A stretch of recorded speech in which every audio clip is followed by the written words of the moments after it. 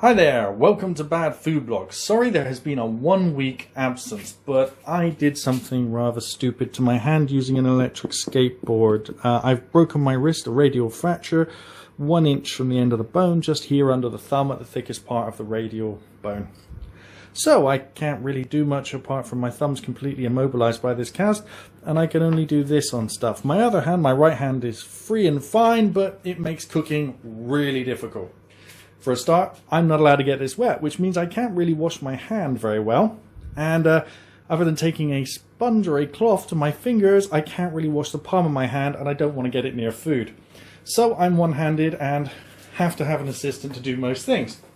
Whereas this pizza, I don't know if you've ever tried to open a box with just one hand, but applying pressure with my other hand still hurts. I'm going to be in a cast for 6 weeks, so you can expect 6 weeks of slightly weird food reviews, because all of them are going to have to be pre-made, and all of them you're going to have to be able to take out and cook with one hand. See, this is fairly easy to cook with one hand. Just need to open the bag. I'm going to get a knife to do that, because cellophane is not your friend when you only have one hand. And a sharp knife is always your friend, unless you drop it, sit on it, or cut yourself with it. And remember, kids, always get an adult or parent to help you with a knife. Or if you're a particularly silly adult, get another adult. Yeah. This is always going to be fun with one hand, isn't it? There we go, managed it. Hashtag double. Whoops. Yeah, right, that's going to stay on the floor down there. As you can see, this is a taste the difference. Wood fired. How's it wood fired? I haven't cooked it yet. Oh, I mean they've recooked. They've already partly cooked the base. So this is what I call a half pizza, because it's a pizza that's half cooked. The base is essentially cooked. All you're doing is cooking off the top.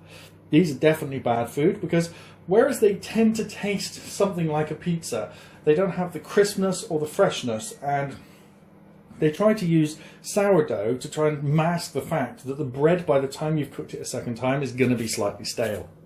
Now, doesn't mean it isn't going to taste bad, but it's not going to taste like I think a pizza should taste. So this comes under my category of bad food. Move that around. Spicy. And this one is a spicy. I'm going to say Tuscan. I just don't know why it's going well. Maybe it's always had me on the front. Tuscan pepperami, roquette, and chili peppers. Now the chili peppers are reasonably spicy. I'd say they're medium to high spice. The category for bad food comes under the fat and saturated fat, where pretty much I'd say that it's a lot of fat for the size of the pizza, and that's probably due to the mozzarella cheese and of course the massive amounts of salami there.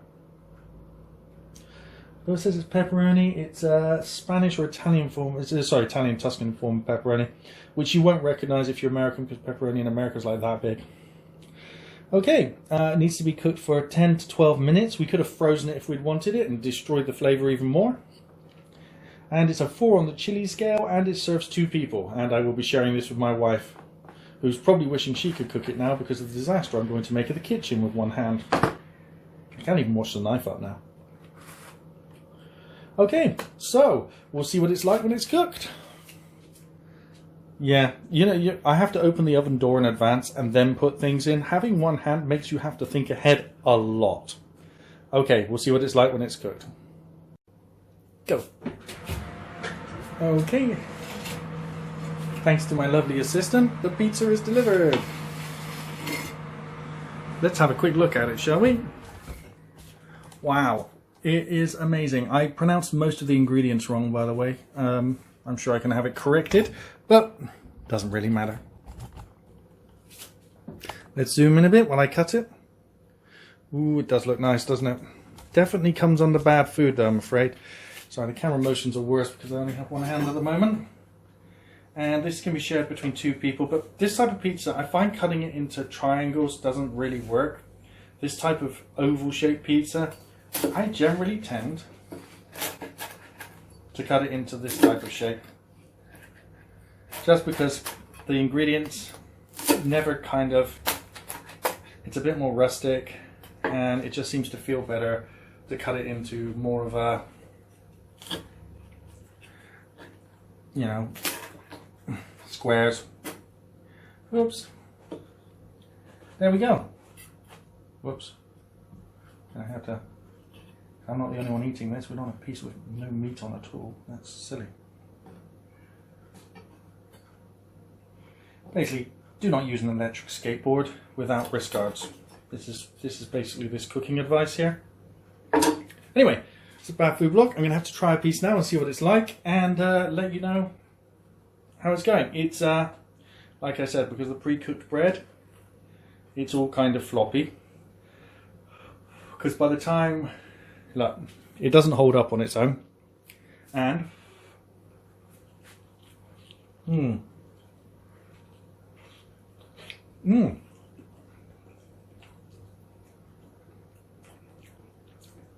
Whereas the ingredients are cooked, the bread is stale.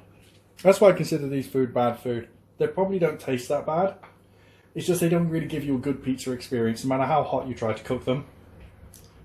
Unless you're cooking the bread with the dough and it's in for 20 minutes or 15 minutes, you end up overcooking the bread to the point where it's biscotti on the outside and it's soft and squidgy in the middle, because it's not being cooked with the rest of the ingredients, and these ingredients are too liquidy for this size pizza. And it's very spicy, by the way. Ooh, is it spicy? But it doesn't taste too bad. It's just it could be a lot better if you cooked it from scratch. Anyway, it's been Bad Food Blog, and this has been a Taste the Difference spicy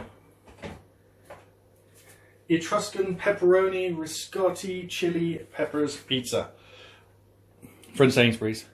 To be honest, I really do like them, but I definitely consider them bad food. One of the definite reasons they're bad food is all these little red messages here telling you it is bad for you. Definitely bad for you. Okay, so this has been Bad Food Blog, one-armed edition. Thanks for watching. Please rate, comment and subscribe.